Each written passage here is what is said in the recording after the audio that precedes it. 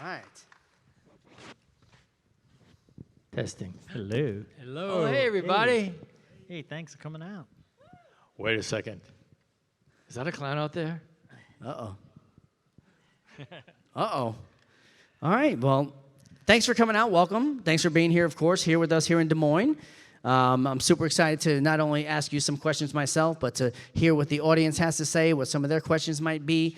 Sure. I wanted first to start off by saying that I understand that you guys are from Long Island. You're from Deer Park. Yeah, we grew up on Long Island in New York. We went out to California in 1980. Wow. Yeah, but it started in the Bronx and then moved to Long Island. Because I'm from Bayshore. Oh, really? So we're basically like neighbors, you know? Yeah, for sure. I went to Bayshore High School and I graduated. I born and raised in Long Island. So it's really cool to be up here with some fellow Long Islanders. Oh, there you go. Yeah. You know? And, I got a lot of fond memories of Deer Park, of course. You know, the Heartland mini golf and, of course, going over to 231 Deer Park Avenue and street racing with my older brother. Yep. You know. And that was you, huh? Yeah, that was me. When were you in high school in Bayshore? I graduated in 2000. Okay. So, Wow. from 96 to 2000. So they were still racing on 231 and 100%. Yeah, of course. It was a big thing back then. A lot of fun. You know, and Long Island is such a beautiful place to grow up. I have so many fond memories of growing up in Long Island. But also, I think Long Island also has a lot of lore and a lot of places that are really deep-rooted in horror. Such as, Sagticos Manor in Bayshore, the lighthouse at Fire Island. The Amityville. Amityville House. Of course, I was going to say the Amityville House, the Kings Park Psychiatric Ward. I wanted to know what, if any, did growing up in Long Island contribute to your pursuit of a career in the genre of horror? Well, it's interesting. In the Bronx, we were introduced to, King Kong and Godzilla, the work of Ray Harryhausen, Mighty Joe Young, and we just fell in love with dinosaurs and monsters. So that was the passion. We didn't know anything about movies. We didn't know people made movies. We just enjoyed the images. Going out to Long Island, it gave us the opportunity to explore things. I think things would have been different if we'd stayed in New York. We came across, in 1961, a magazine called Famous Monsters of Filmland, and we started seeing that people were making movies. Yeah, and it's funny, like Long Island is sort of like a back lot. You had North Shore, which is green and hills, and then South Shore was beaches, white sand beaches. So had a variety of looks and locations and things, and just like some of the things that you talked about, the local legends, If you're driving down Sagticos, trying to find the spot in the road where you hit the headlights and the woman, Headless Mary, would pop up. Exactly. Yeah. Yeah, that's right. And Huntington had the castle. Remember the haunted castle in Huntington? There was a haunted castle in Huntington Bay. But the thing about New York is when we went into New York and saw the Empire State Building, Stephen? Oh, well, yes, it was real to us. I mean, we lived in the Bronx, and we had these elevated train tracks right down the block from us. So when we saw King Kong on television, rampaging down our city streets and tearing apart the elevated train tracks, we thought it was real. It was real. We loved dinosaurs, so the fantasy of Skull Island was fantastic, but the reality of Kong in our city was great. Yeah, we were looking for the cracks when we visited the Empire State Building. We were looking for the cracks in the sidewalk. Yeah. But it was interesting. Living in the Bronx, we moved to Long Island in 1960 when there were more trees than houses. Yeah. In your time, it seemed like there were probably a lot more houses than Absolutely, trees. yeah, definitely. There was a lot more houses, but even still, there was a lot of places that, like in haunted houses, places you didn't want to go at nighttime. No. And also, Long Island also has its fairs, and we'll get into the killer clowns and everything, but it has, the Adventureland, and of course, Adventureland. How long is it still there? I wonder. I don't know. It might. I think still be I think there. it is actually funny. I was on Long Island a couple of years ago, and I looked it up, and it was still there. Yeah. Yeah, and driving down, remember Forest Lawn, that lonely road through the cemetery. Yeah, Pine Lawn Cemetery. Pine Lawn Cemetery. And you That shut might your be. lights off, and everything goes dark. And that And might you're driving be. through like the Twilight Zone. Yeah, and that experience might have been part of the discussion of the inception of Killer Clowns from Outer Space. Yeah. Could be, So yeah. My wife used to work at the 7-Eleven right down the block from the Amityville house. And she said in the middle of the night, they would always get people. She worked the night shift, and people would come in asking her for directions, and she'd tell them where it was, and they'd be asking questions. Have you been there? She says, oh yeah, you see there. Sometimes you go tonight, you see blood dripping out the windows. She would make up all these stories. Yeah, you know, our play was with our dinosaur sets and army men, and we would go out in the sand when they were building houses in the construction sites, and we would play in the sand and build castles of sand and mountains, and we'd have our tanks, and we'd play. That play became our career. You know, we're doing the same thing. We were animating things when we grew up, so that was the source of it. And then we had parents who supported us, who they saw that we were interested, and they bought us a movie camera and a projector. Wow. Yeah, we had caravans. We'd take our bikes, we put our tripod, the camera, our little puppets, and we'd go to different locations. Remember, Burrs Lane was a bunch of giant sand mountains. Then we went to Fire Island. We're shooting at the beach for a ecology movie called Sludge Grubs about crabs coming out of the garbage. Yeah. It was a really great playground, but like Charlie said, it was a form of play. Yeah, you transfer your army men and dinosaurs. We were playing in the dirt, telling stories, and then we started telling stories one frame at a time, doing stop motion in our basement. And then my dad had to come rescue us because we took the Volkswagen Bug, and the tide came in, and the Bug was going out. My dad had to come out and help us tow it out. When it comes down to doing stop motion animation, and I mean, one of the first things that I remember from seeing like claymation as a kid was watching Gumby. So for my question A is, what kind of inspiration did you draw from, aside from King Kong and possibly Gumby? And then I also wanted to know a technical thing about when it comes to storyboarding for stop motion. Do you do it in the same way that you would make like a flip book? Well, when I was in elementary school, I used to find other artists, and we used to make flip books, you know, just for fun. You know, very simple things. That led to being able to storyboard and you know, and illustrate, you know, the storyline that you were doing. Funny, it occurred to me that when we were at the Huntington, we were exploring the Huntington haunted house on the bay, and I found like a pad of paper, and it was storyboards that someone had done. They had filmed a movie there, some, you know, young filmmakers, but they left their storyboards there. And I went, oh, look, you know, and I don't know if I still have them, but that was an inspiration for me, too. When I saw it, this guy was a pretty good artist, you know, for me in the 60s. But for us, storyboards weren't like flip books. They were more like a comic book. Yeah. Okay. You'd have these pictures kind of representing different stages of the narrative. And that's kind of what we did. We would do storyboards.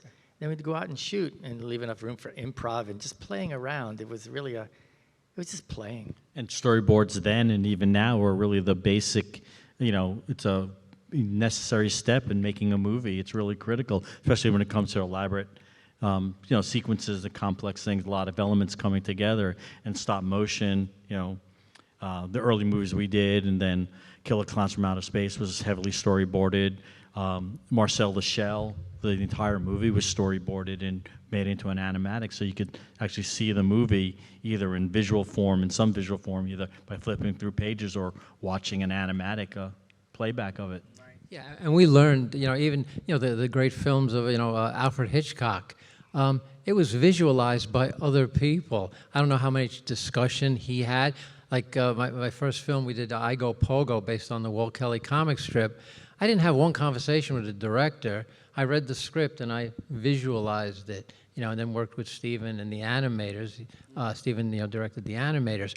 But when I saw the storyboards that were done for movies like Psycho, Alfred Hitchcock didn't do it. Yeah, Saul Bass boarded and designed the shower sequence. And Harold Michelson designed that high aerial quiet shot in the birds where they fly in over Bodega Bay, and they just kind of float down amongst the chaos below. That was you Harold wonder, Michelson. What did they need Alfred Hitchcock for, right?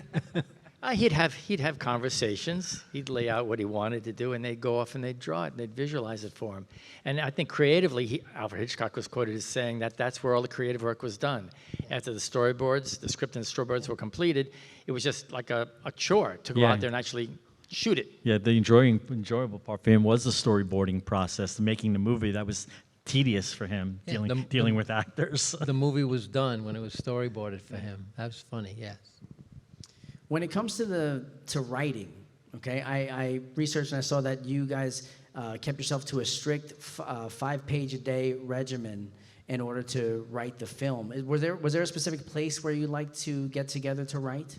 Was that unheard of? Because that seems like that was a quick run on a screenplay. I mean, we were motivated to get the movie going, and it was our first opportunity to make a movie. So, we figured we were going to do like we designated a month to write the first draft, and 5 pages a day, basically a 100-page script, and then after we turned in that draft, we got notes, and we did the second draft in 2 weeks. And we did it collaboratively. We went in in our offices. I had laid down the groundwork, let's say the narrative spine, and it was The Blob, the 1950s version with Steve McQueen, which we collectively thought was a classic science fiction movie, where you have some kind of alien phenomena happening. Teenagers find it. They're trying to convince an adult community that there's danger out there, and they don't believe them. So it's them trying to prove the existence of some kind of alien threat. That was it. Down to Officer Mooney, the old man, everything. And then once we wrote the narrative, we kind of switched it around according to the jokes and the gags that we wanted. But that was it. And then based on that narrative spine, we just brainstormed every circus or carnival motif we could think of and created what we called candy-coated kills. Every kill had to be kind of carnivalesque and have like a comic button to it. Yeah, but we had offices in Glendale, California at the time, and we would just get together every day, like a working day, to 8, 10, 12 hours, whatever it was, and work on those 5 pages a day, and then come in the next day, pick it up, and then we'd reread what we had done and make some tweaks here and there.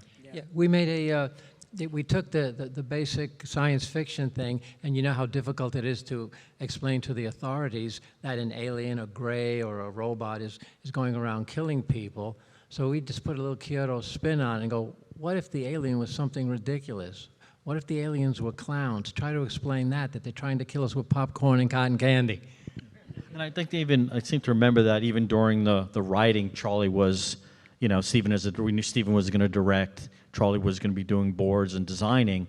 So I think even then we were doing like overhead views of what a blocking would be and doing like little rough storyboards. So even the script was visualized with the anticipation of what we were going to be shooting, how we were going to be shooting it. And we were taking our imagery from the experiences of the stuff we experienced at Rye Beach Playland. They had fun houses, rides in the dark, black limbo, rides where you go in the dark and you see brightly lit, fluorescent, set pieces. And that was the inspiration, that when you go into the clown tent, we wanted it to look like a fun house. So we were drawing on that. Yeah, I think what's really incredible about the film, that I look at it in hindsight, that it really is an expression of all of our personal experiences. Rye Beach Playland up in Rye, New York, had a dark ride called the Magic Carpet Ride. You go inside and it was a giant funhouse maze in limbo, which is the alien spaceship, the interior of the spaceship.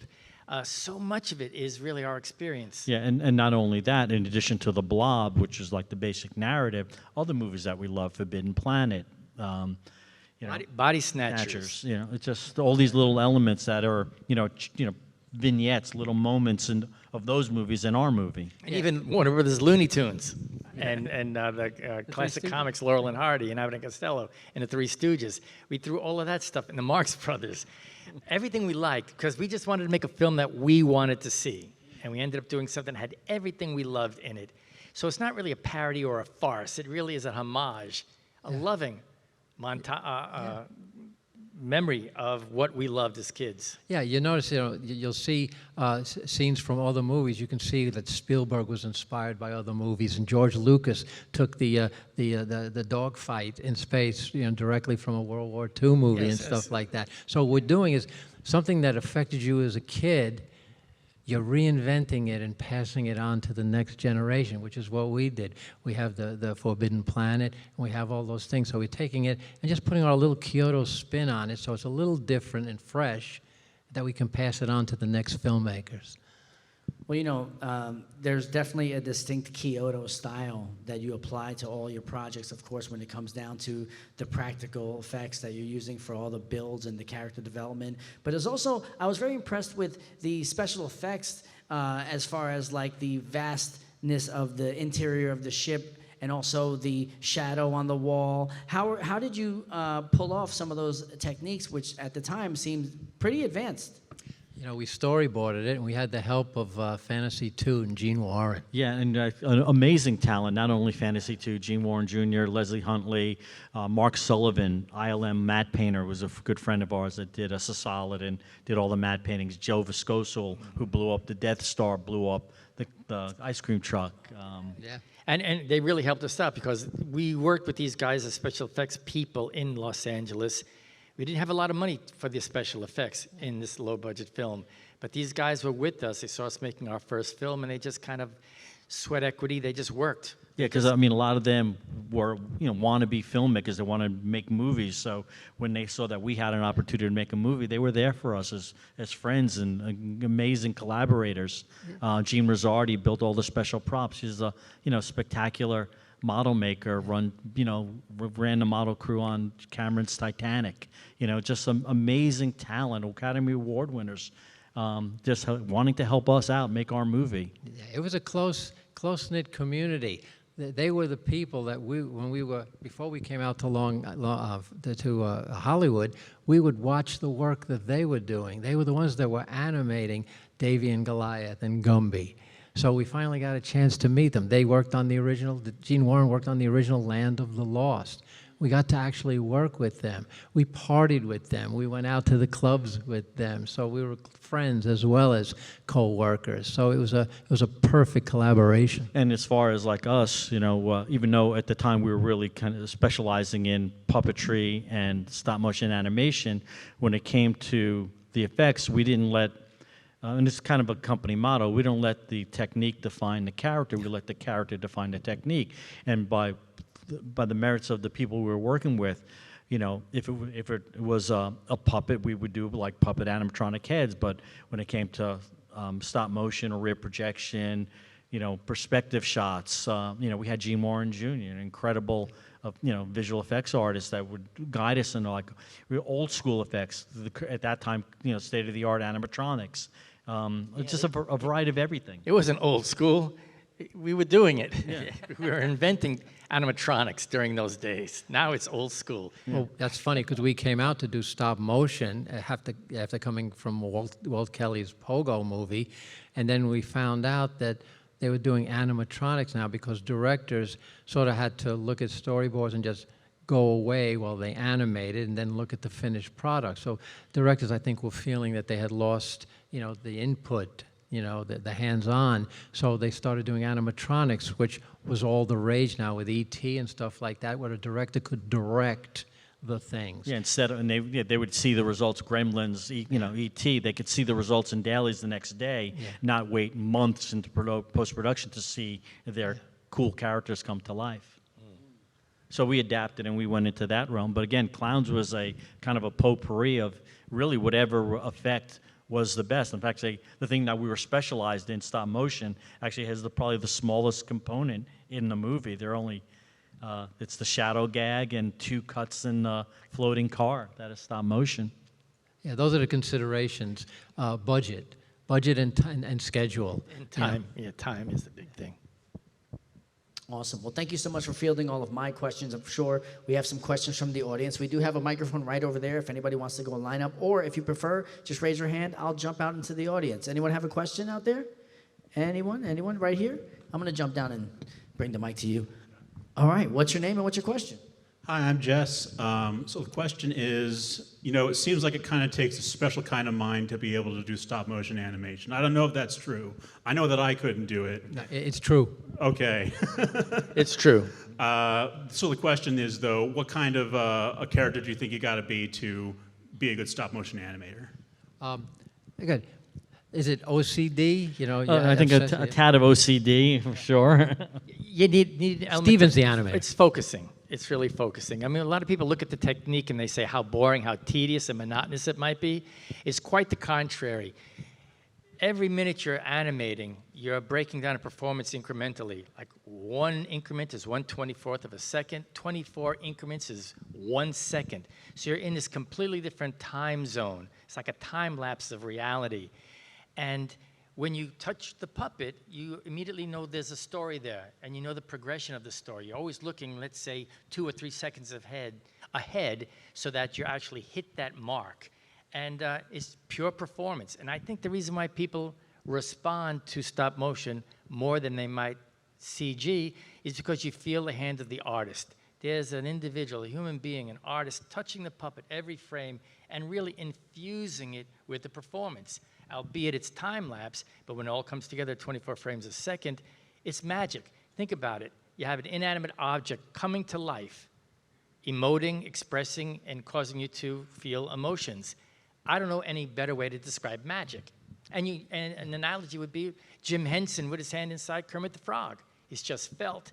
But when he imbues that character through his hand, or Team America through the marionette strings, they translate that performance through strings or through their hand, and that's what we do with stop motion, but 1 frame at a time.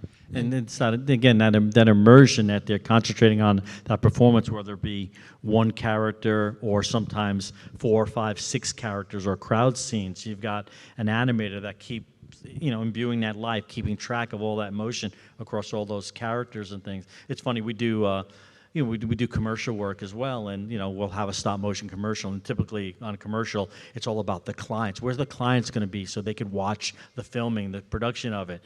So we'll set up a little room, and they'll come and they'll watch the animator for like 10 minutes, and they say, "This is boring. We're going to go shopping. Call us when there's a shot for us to look at." And during the process, the reason why it's not tedious or boring is because your mind is thinking about all of these things constantly, and time goes by real fast. You could be there for 10 hours doing a shot, and it goes by very quickly. Yeah, it's an amazing discipline.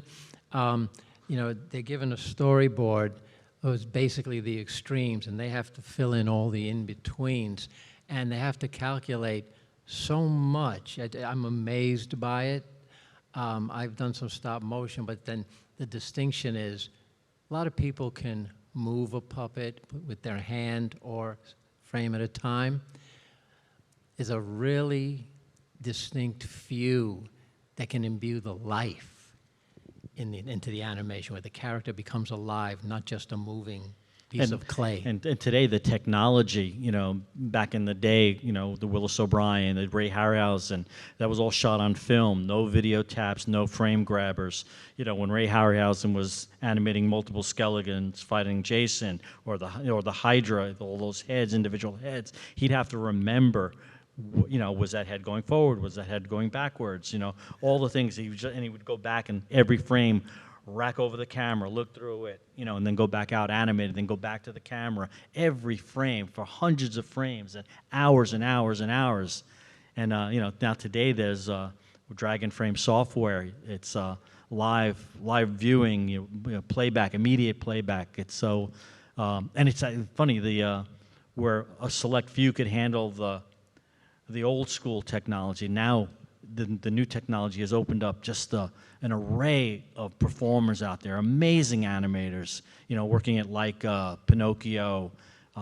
Yeah, and the learning curve with the digital photography. You don't have to wait till the next day to get your film dailies back. You get to see the shot while you're doing it, and when it's completed, the shot's done. You can turn the set around. So I think the speed at which you could kind of review your work, you're learning while you're working, and I've seen young people really speed up the whole process of learning how to become really proficient because of these new digital tools. And then even in post, you're able to manipulate these images so much more. There's so much more flexibility in altering the performance and refining it in post. So it's a really great time to do stop motion. You got all the tools and the ability to even get it distributed by putting it on the internet. Yeah, when you think of the time that was put into a shot, that if you had made a mistake when you review it the next day, the finished shot, you would see the mistake, and the director would say, we have to redo this. The frame-by-frame review that you could see, you can stop a mistake, rewind it, redo the frame that was off. So this way there was less redos of entire scenes. Exactly, yeah, there were very few reshoots because, again, you're watching it. Yeah, the days of doing a shot with no film in the camera or a jammed camera are over. Or We a hair did in the- that. A hair in the gate. You Oh, guys know no, what it was that is? funny. A guy was there, and he worked all night on Pogo. And we left in the evening, and he said, I'm going to be up all night. We came at early in the morning, 6 o'clock in the morning. He was just finishing, and he came out. 10 minutes later, the DP came out and said, Joe, there was no film in the camera. Oh, it happened to me too. Spielberg's Amazing Stories. There was one episode where there was a spider plant typing on a typewriter, typing, rolling the bar on top, and then typing, and then taking the paper out and throwing it in the trash. I was working with DreamQuest, a really good company in Los Angeles as an animator. I set it all up, and I animated the first shot, and the camera jammed. All the film got jammed up in the magazine, so I didn't have an opportunity to see the shot, and I had to do the shot again. I hate reshoots. I hate them. And plus, I didn't have an opportunity to even review the daily, so I didn't know what I did that worked or what I did that didn't work, so I had to do the shot again. New camera, new setup, did the shot again. The same thing happened with the magazine jamming up, so no footage was shot. The film was all crammed in the camera, all crunched up.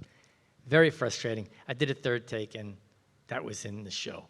But it is really disastrous to have a shot like that. But with digital photography now, you get a chance to see your work, as long as you file it properly. Yeah, and you know, when we did Killer Clowns from Outer Space, we were doing it on this thing called film, and we were up in Santa Cruz, and we didn't have video assist, so Stephen would tell the DP what to do, and he said, I want to frame it like this. Stephen framed the camera, told him what the move would be, what you had to follow and stuff, and the scene would play through, and Stephen would be looking at it, and he'd say, okay, cut, and do it. We'd shoot it several times. Stephen would ask the DP or the assistant, did you get it? He goes, yeah, we got it.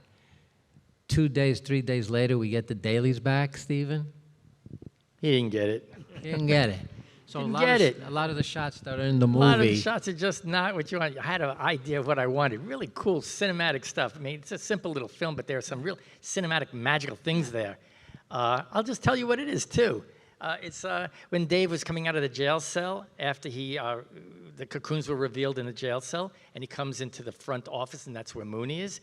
He was supposed to follow Dave in a single, follow Dave across as he enters the room, and we reveal the clown at the desk. I wanted to wipe across the screen, have him hide it for a while, then when Dave got to the left-hand side of the screen, you reveal the clown in the center. That was my direction. Follow Dave, pan across, and reveal the clown. So what do we see? The clown in the frame with Dave entering as Dave goes across the frame. Kind of blew the whole kind of surprise and shock of what the image was. Not me. I couldn't believe the guy. And that's the difficulty of making your first film and all films, that you have the right people there that get it, that are on the same page, that take it as seriously. We could have had, what was his name? Adam Greenberg, who shot Terminator, Jim Cameron's Terminator.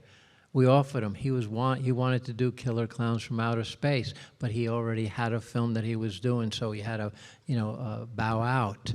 What would Killer Clowns have looked like had we worked with him? Yeah, probably the more frustrating thing is, video tap technology existed at the time. We just couldn't afford it. Well, we had a Panaflex camera, remember? Yeah. It was a big fucking camera. It was state of the art. But yeah, we couldn't afford the video tap. So, I mean, the difficulty, we had most of the artists, most of the art department, the set builders, everyone was on board. They were excited with what we were doing. They were going to work all hours of the day. You wind up working with the production crew, not the crew, but the producers. All right, we have to break now. People are tired. And we say, no, they want to finish this shot. Let's do this. Let's shoot this. So we're constantly working with people who, it was just another job. It wasn't a creative, gem that they were working on, that they were excited about. There's a lot of the production people weren't excited about creating something new and different. It was just a job for them. Yeah. That was the AD and the unit production manager, who were, let's say, the the people watching over Yeah, us they were while the, we were they making were our the first film. watchdogs from the studio. And they just said, he looked at my storyboards and said, "You don't make a feature film with storyboards. That's for commercials." And I said, "What about Alfred Hitchcock?" Yeah. So that's what you're dealing with. That's the downside. That's the disappointment of it. It's exciting when you get people that get it. And and after 37 years, we're looking at it. With all the mistakes and all the frustrations, we did something pretty good, I think. Any other questions out there? Yeah, we got one right over here. Hi, I'm Duncan. You mentioned early on when you were coming up with ideas for kills throughout the movie. I was wondering if there were any kills the team came up with that were absolutely ready to do, but they couldn't do it. The turntable. Yeah, the original ending of the movie was we had this giant turntable, again, inspired by the Rye Playland thing, where instead of the birthday cake that they go up, they're actually on this spinning turntable. And our heroes are there, and all the clowns are on the perimeter on the outside, and the disc keeps spinning faster and faster. Yeah, that was an amazing thing. As a young boy, you're walking through these dark passageways, and you're looking at things, and lights would open up, and things would pop out at you. You'd go over these things like in Grease, with John Travolta and stuff. They're walking on these things. The path goes up and down in there, and you're going on pathways. And you find yourself there was a giant wooden slide. It must have been like 50, 60 feet high, and you slide down it into this big arena with this turntable in it. And you could go on the turntable, they turn it up, and you'd have to hold on for your life, and it would spin you off and crash you into these mats and stuff. Those are the memories of this ride. That's a 1950s amusement park ride. We couldn't do it, Before OSHA. So imagine on that treacherous turntable that you've got that deadly clown horde waiting for you with all their weapons. Yeah. And then you have to hold on for life, because as soon as you slide off, the clown's waiting for you. Look, we couldn't get a car to jump off a bridge. There's no way in hell we were going to get a giant turntable out there. So we changed that pretty early on. Yeah. So, it is what it is, and the process was a learning process, and we learned what not to do and, what we try to avoid in the future. But it was a rewarding experience, and the benefits of it, 37 years later, you're all here. There's merchandising. There's a video game. That's a dream come true for creators. We got another question right here. Hi. Hi, I'm Hope Walker. My question was, how is it working with Universal for starting off with the Ghostbusters show and then eventually getting your own house at Halloween Horror Nights? What is the process of that been like? How did you know about the Ghostbusters show? A random fact in a YouTube video. Oh, Most people have normal interests. Mine is just random Universal theme park Yeah, facts. 'cause you seem a little young to actually witness this. Landmark Entertainment, Gary Goddard, had a company. They were very creative artists in there. It was our pleasure to work for them. Stephen did some sculpting for, the Conan ride. The giant dragon was based on a sculpture Stephen did, and I was designing a lot of stuff for them.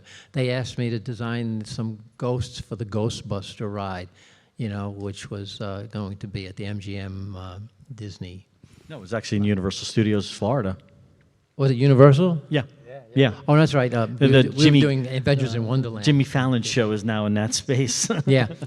They got rid of that ride, and it was amazing. They designed these beautiful things, but it was just it was just the character design. Yeah, well, it's pretty amazing. They built these giant robotic animatronic versions of Charlie's designs that were on a balcony above the audience in a giant Reflected glass mirror, essentially a Pepper's ghost, to make them appear as ghosts on the stage. Quite impressive. And as far as the Universal, Hollywood Horror Nights, Halloween Horror Nights was unrelated. Yeah, totally unrelated. They licensed the property from MGM Amazon, and it was amazing. We didn't have really anything to do with it other than they kind of showed us what they were up to, but it was amazing to walk through our movie. We Who wanted was to. it? Was it Michael? There was a guy who was working at Mike Aiello. Mike Aiello, and he always wanted to do a Killer Clowns maze or some kind of a scare zone, but he couldn't convince anybody. But then they wanted to do films of the 80s, and that gave him the opportunity. Okay, the 80s, definitely Killer Clown. So they did a scare zone first, which was just having the characters outside in the streets. We saw that, and it was really fantastic. It was like reliving the movie. Clowns coming out of the fog, the Terenzi brothers with the ice cream truck.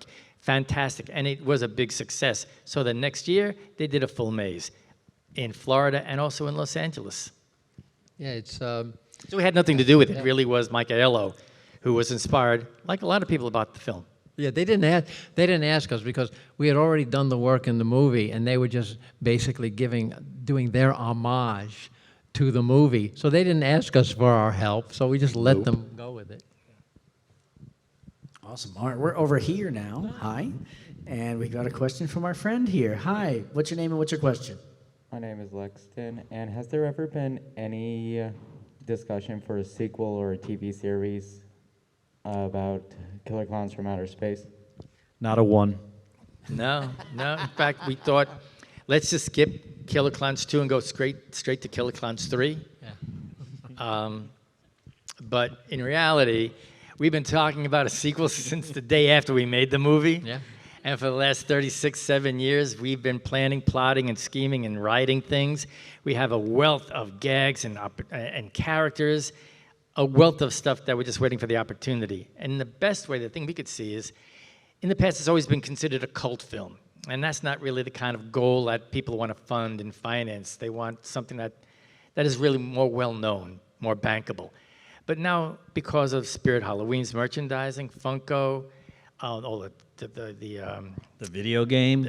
the video game, I think the success of that merchandise is really kind of make them look twice at the property. So it's not just a cult one-off, it could be a franchise. Yeah, there's definitely a mainstream following, and that's exciting to us, and it's exciting to the studios that all of a sudden that this is, this is something we should be looking at, and how do we sustain it? The video game, the merchandise is all really instrumental. I mean, the Halloween Horror Nights, in the 2 years it was done in Los Angeles and in Hollywood, it was always consistently the #1 and #2 attended house, almost always a fan favorite, voted on a weekly basis. So yeah, that's a way to keep the momentum going. And now we've got some receptive ears over at the studio side. So who knows?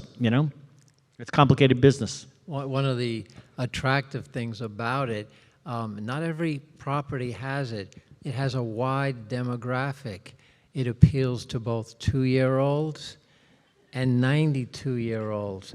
Mothers and dads are wearing the backpacks and buying the merchandise. They're buying it for their children. They're theming birthday parties. That's a very desirable thing for a producer, for a studio, to see something that you can sell merchandise to all age levels. And that works for us too. It just makes it interesting. And if there's going to be something done, it'll happen because they see all the possibilities of this wide. And it's the fans, it's you guys. Yeah. If you support it through, your passion for the characters and the concept, I think they'll see that it's something worth investing in. So that's what we're hoping for. Yeah, I mean, again, our grand vision for the thing is the trilogy in 4 parts. Yeah, and you know what? What's a compliment to us, we're glad, because this is what we're always afraid of. They take a property and they cut the original creators out. I think they see the value of the Chiodo brothers, because in the 37 years, I don't think anyone else has done with clowns what we did. I think they see that, they recognize that, and I think they know that maybe you guys might be disappointed if they did it without the Chiodo brothers. It certainly was the case with the video game. We're executive producers on the game. We were right in there with TerraVision and Ilphonic, making sure that clowns look like clowns and do clown-like things. Yeah, and making sure it was on brand. Now, we were new to video games, so there's a more visceral kind of violence in those games that was not in our original film. And that's what they were doing. There was these bloody kills and pretty violent stuff that you would see in a horror film. So we had a discussion with them and said, no, every kill has to have some kind of comedic button to it, some kind of carnivalesque or party-like circus quality to it. So they reworked a lot of the gags, and yeah, they'll have their heads splattered and stuff, but there'll be confetti or balloons coming out of it. And that kind of gives you that kind of giggle kind of reaction when you're destroying somebody. So they did listen to us, and I think it kind of follows the brand, because I think it is unique, not just in movies, but also within the game world. Yeah, the thing is that there's a tendency to want to make everything the same, and that was our point. We said, why do we have to make killer clowns like Terrifier? Let Terrifier be Terrifier. Let killer clowns be killer clowns with candy-coated kills. You're not doing an R-rated violent Star Wars, TV series, so leave it alone.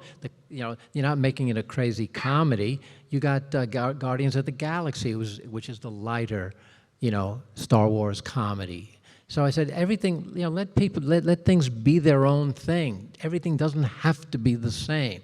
They're listening to us, and that's encouraging. Yeah, so like you mentioned, Killer Clowns, being able to run the gamut of all ages and all different generations. It's such a great film, but there are still those who haven't seen the film, which is what brings me to my next point. You're actually going to be doing a showing tomorrow of the film. Is that correct? Yes, yeah. It's going to be unique because it's going to have a live commentary with the Chiodo brothers. Oh yeah, And you'll hear all the stuff, all the problems, all the fights. Some of the painful memories of actual production. It's all going to come back. You're going to see the frustration. You're going to hear, and the things that I look at the movie and I'll see the mistakes, and it'll remind me of the things that I wanted to do differently. And we'll explain it to you, and maybe it'll make sense.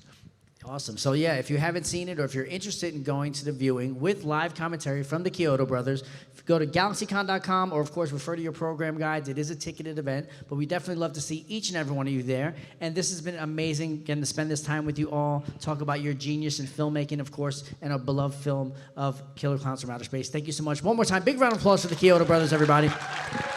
Thank you. Thanks, everybody, for coming on there.